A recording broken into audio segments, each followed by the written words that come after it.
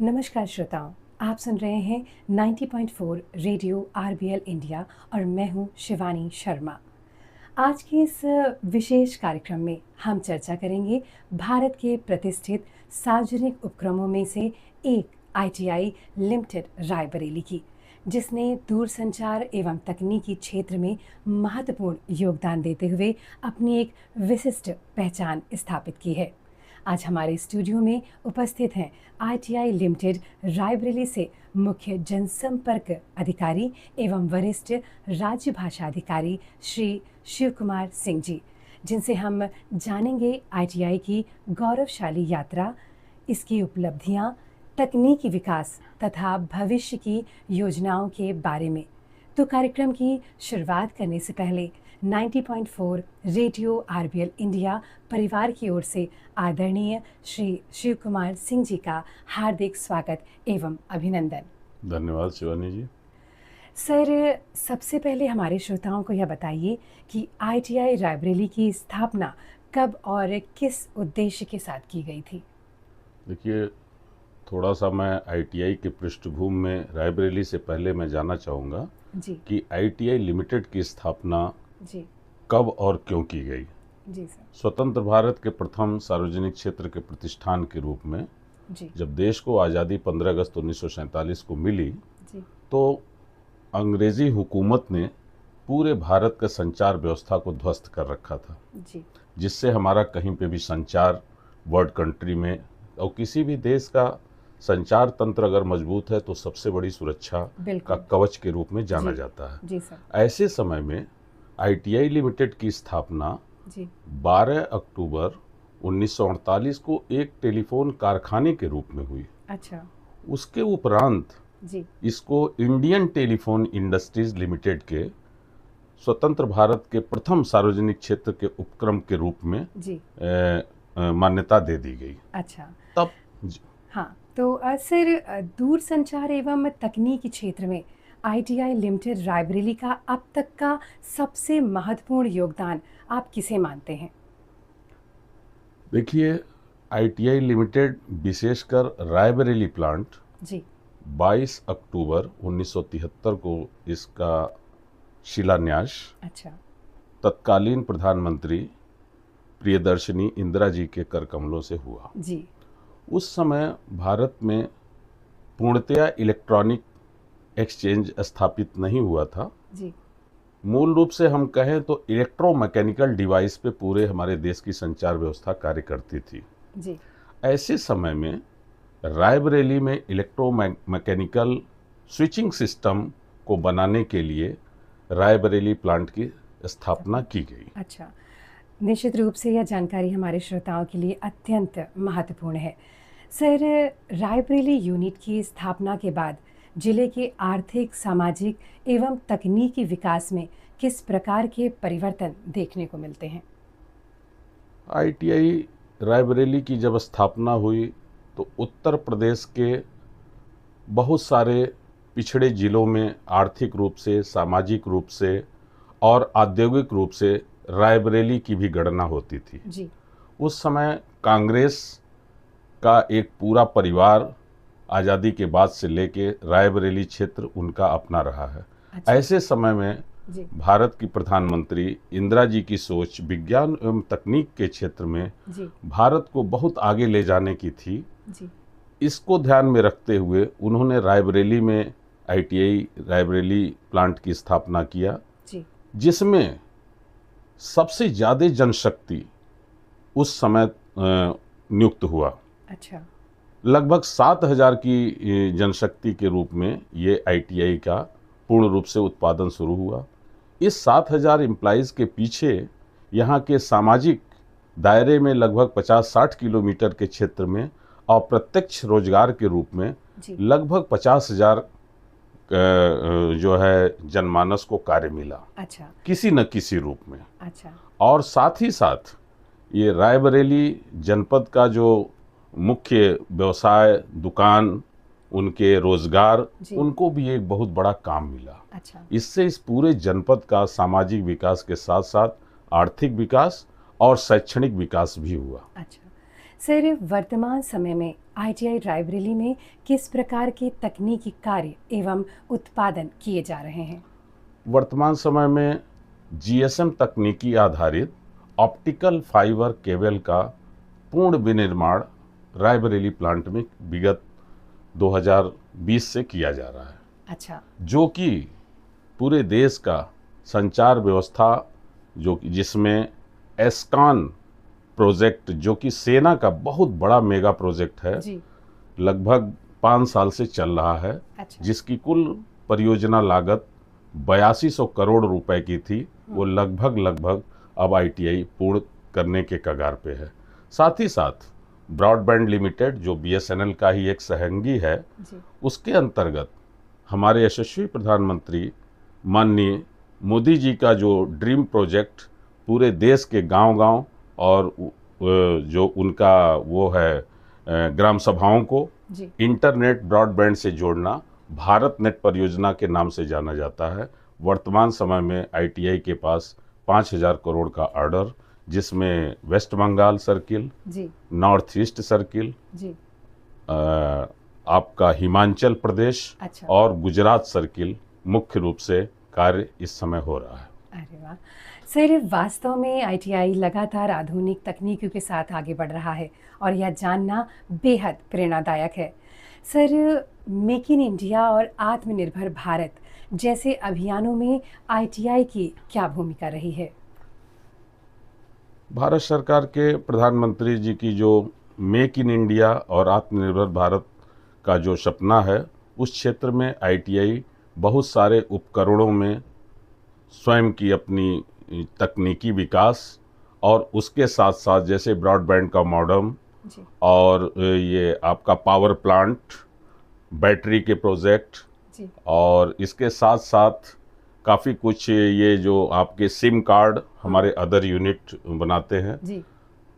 और भी एनपीआर जैसी परियोजनाएं, इन सब की दिशा में आईटीआई का एक विशेष योगदान है, जो आत्मनिर्भर भारत और मेक इन इंडिया के अभियान को सफल बनाता है। अच्छा। सर, आज के युवाओं के लिए आईटीआई रायबरेली किस प्रकार रोजगार एवं तकनीकी अवसर उपलब्ध करा रहा है? जैसा कि हम सब लोग जान रहे हैं कि वर्तमान युग पूर्णतया तकनीकी का है जी। और आईटी सेक्टर से जुड़ा हुआ है। ऐसे में हमारे जो युवा हैं, उनको इलेक्ट्रॉनिकी, दूरसंचार प्रौद्योगिकी के क्षेत्र में वो अपना जब भी पढ़ाई का कार्य पूरा कर लेते हैं, जी। ऐसे में आईटीआई में उनको एक जॉब की अपॉर्चुनिटी जी। बहुत ही सुनहरा भविष्य के रूप में देखी जा रही है। जी। अभी हाल में हमारे इस भारत नेट जो मेगा प्रोजेक्ट है, इसको पूरा करने के लिए आईटीआई ने यंग प्रोफेशनल का चयन किया है, जिसके अंतर्गत डिग्री होल्डर, डिप्लोमा होल्डर और आईटीआई होल्डर, विशेषकर इलेक्ट्रॉनिक्स एंड कम्युनिकेशन इंजीनियरिंग के बच्चों को लिया गया है। अच्छा। अभी बहुत जल्दी ये चरण पूरा करके उनको अलग अलग इकाइयों में, अच्छा। और परियोजनाएं जो मैंने थोड़ी देर पहले बताया कि जी। 4-5 राज्यों को कार्य मिला है, हाँ। उसमें डिप्लॉय किया गया है। अच्छा। सर, युवाओं के लिए यह जानकारी निश्चित रूप से प्रेरणादायक है और उन्हें तकनीकी क्षेत्र में आगे बढ़ने के लिए ज़रूर प्रोत्साहित करेगी। सर, निजी कंपनियों के बढ़ते प्रभाव के बीच में सरकारी उपक्रमों के सामने कौन-कौन सी प्रमुख चुनौतियां हैं और आईटीआई लिमिटेड उनसे कैसे निपट रहा है? निश्चित रूप से आपका ये बहुत ही वाजिब प्रश्न है। जी। लगभग 1997 से लेके 2000 के दौर में विनिवेश की प्रक्रिया बहुत तेजी से पूरे भारत में की गई। जी। ऐसे समय में विदेशी कंपनियों को खुली आमंत्रण के अंतर्गत प्रतिस्पर्धा के क्षेत्र में उतारा गया, जो सरकारी कंपनियों से सीधा उनका टक्कर था। अच्छा। ऐसे समय में आईटीआई ने भी विदेश की बहुत सारी मल्टीनेशनल कंपनियां, सीमेंस, एक्जिकॉम, टेलप्रोनेटिक्स और टेलीमेटिक्स, जी। इस तरीके से जो है एल्काटेल, अच्छा। सीमेंस, जो मैंने अभी थोड़ी देर पहले बताया, जी। और अभी एक भारत में एक कंपनी थी जो इसको कि माननीय पूर्व संचार मंत्री सुखराम जी के कंपनी के रूप में जाना गया, जी। उस दौर में एक बहुत बड़ा जो है चुनौती और प्रतिस्पर्धा से सामना करना पड़ा, अच्छा। जिससे आईटीआई जी। अत्यधिक उत्पादन करते हुए और देश के संचार व्यवस्था में एक बहुत बड़ा योगदान देते हुए भी आर्थिक रूप से कमजोर होती गई। अच्छा सर, आने वाले समय में आईटीआई लिमिटेड रायबरेली की क्या नई योजनाएं और लक्ष्य हैं? आईटीआई रायबरेली का विशेष रूप से अगर देखें तो आईटीआई के सारे उत्पादन इकाइयों में सर्वाधिक ऑर्डर बुक पोजीशन रायबरेली की है। अच्छा। जो मुख्य चुनौती है जनशक्ति का अभाव। जी। ऐसे में आईटीआई विभिन्न माध्यमों से अपने जनशक्ति के कमी को पूरा कर रही है, जैसे जेम पोर्टल के थ्रू अच्छा। तकनीकी दक्ष लोगों को डिप्लॉय करना, अभी मैंने यंग प्रोफेशनल का आपको जानकारी दिया, जी। और वर्क आर्डर के क्षेत्र में आईटीआई का विनिर्माण के साथ साथ परियोजनाओं में बहुत बड़ा कार्यादेश प्राप्त हुआ है। अच्छा। इस प्रकार अगर हम देखें तो पूरे आईटीआई के टर्नओवर में रायबरेली का सर्वाधिक जो है प्रतिशत आज के डेट में पाया जाता है। सर, तकनीकी एवं दूरसंचार क्षेत्र में अपना भविष्य बनाने वाले युवाओं के लिए आपका क्या संदेश होगा? इस क्षेत्र में अपार संभावनाएं हैं, विशेषकर जहां हम एक प्राइवेट सेक्टर की बात करते हैं, उसमें जॉब अपॉर्चुनिटी के साथ साथ जॉब की सिक्योरिटी नहीं है। जी। आईटीआई में इस क्षेत्र में अगर युवाओं को अपना भविष्य निर्धारण करना पड़े जी। तो आईटीआई में एक सुनहरा भविष्य के साथ साथ निर्धारित अवधि के लिए उनको एक रोजगार मिलने की जो है पूर्ण संभावनाएं है। अच्छा सर, इस वार्ता में अगर कुछ बहुत महत्वपूर्ण अगर कुछ छूट रहा हो तो सर आप हमारे श्रोताओं को बता सकते हैं। मैं आज की युवा पीढ़ी, विशेषकर जो रायबरेली जनपद और इसके आसपास के जनपद के युवाओं को मैं ये संदेश देना चाहूँगा कि आज जैसा मैंने कहा कि विज्ञान का युग है, तकनीकी का युग है, ऐसे में वो अपनी पढ़ाई तकनीकी क्षेत्रों में, चाहे वो ट्रेड होल्डर के रूप में हो, चाहे वो डिप्लोमा इंजीनियरिंग ब्रांच के हों, चाहे डिग्री में, वो इन्हीं सब क्षेत्रों में अपने पढ़ाई को जारी रखें और इसके साथ साथ समय समय पर अपने विद्यालय के द्वारा आईटीआई में प्रशिक्षण की भी बहुत अच्छी व्यवस्था है।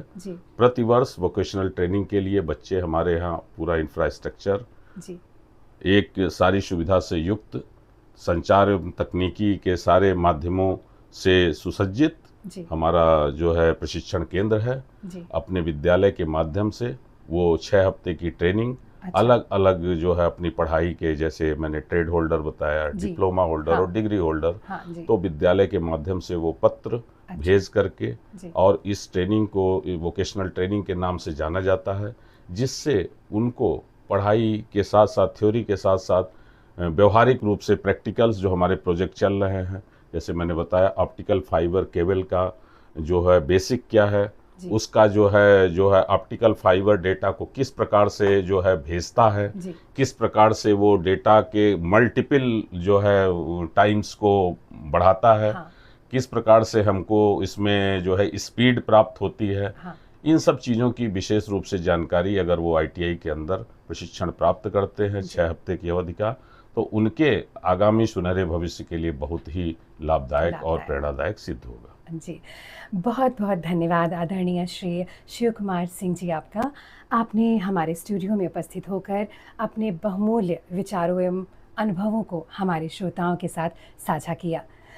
90.4 रेडियो आरबीएल इंडिया परिवार की ओर से आपका हार्दिक आभार। हमें पूर्ण विश्वास है कि आज की यह विशेष बातचीत हमारे श्रोताओं, विशेषकर युवाओं के लिए अत्यंत प्रेरणादायक एवं ज्ञानवर्धक सिद्ध होगी। इसी के साथ मुझे यानी शिवानी शर्मा को दीजिए अनुमति। धन्यवाद सर। धन्यवाद।